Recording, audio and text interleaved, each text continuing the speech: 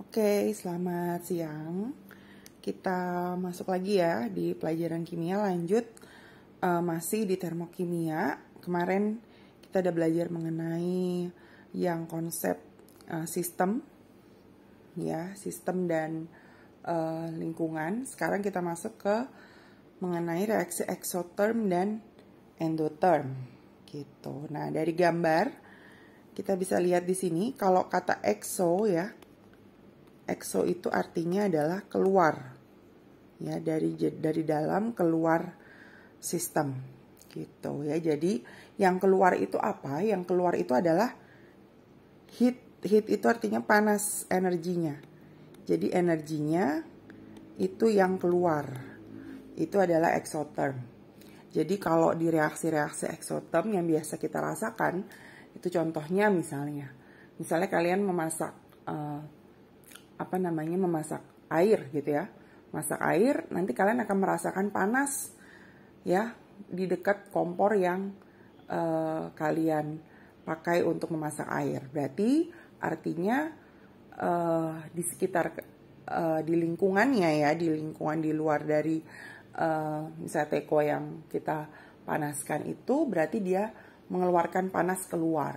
Itu adalah berarti disebutnya reaksi exotherm. Kebalikan dengan reaksi yang endotherm. Nah, di sini kalau endotherm justru panasnya itu masuk ke dalam.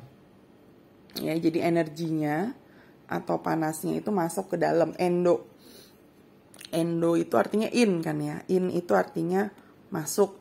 Jadi panasnya yang justru masuk ke dalam. Justru yang di luar yang kalian rasakan itu adalah dingin gitu. Jadi misalnya kalau ada gelas kalian masukkan es gitu ya, tadinya misalnya airnya gelasnya nggak kerasa dingin, tapi setelah dimasukkan es justru pas kalian pegang gelasnya terasa dingin. Nah, terasa dingin itu karena si panas yang berada di sekitar gelas justru masuk ke dalam gitu ya. Jadi itulah perbedaan antara reaksi exotherm dan endotherm secara umum ya. Jadi intinya kalau exotherm energinya keluar, sedangkan kalau endotherm energinya masuk gitu. Nah ini ya, ini kita lihat konsep dari exotherm endotherm yang tadi. Ya tadi Miss sudah bilang kalau exotherm energinya itu keluar, sedangkan endotherm itu energinya masuk gitu ya. Nah ini yang Miss jelasin sih ya, nggak ada bedanya gitu. Kita lanjut lagi dulu ke page selanjutnya.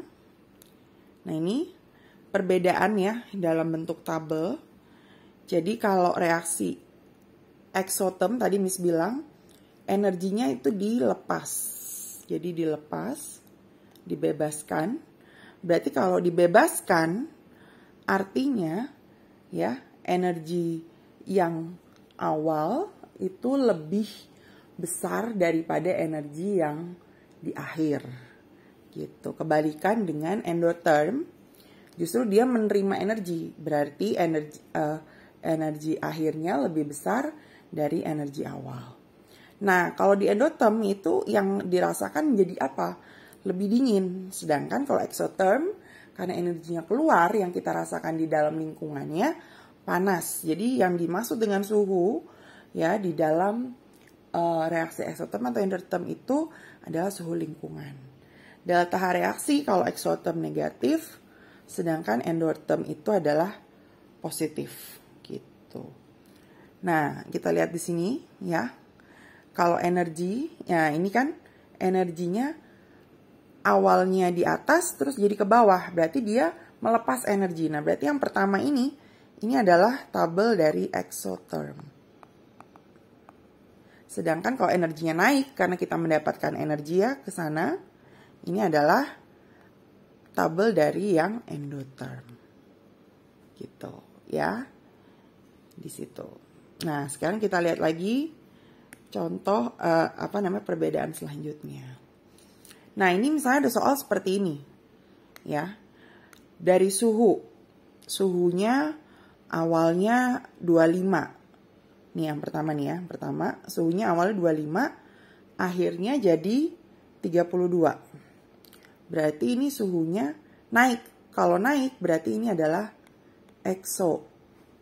Ya, karena suhunya naik, terasa panas. Itu berarti exotherm.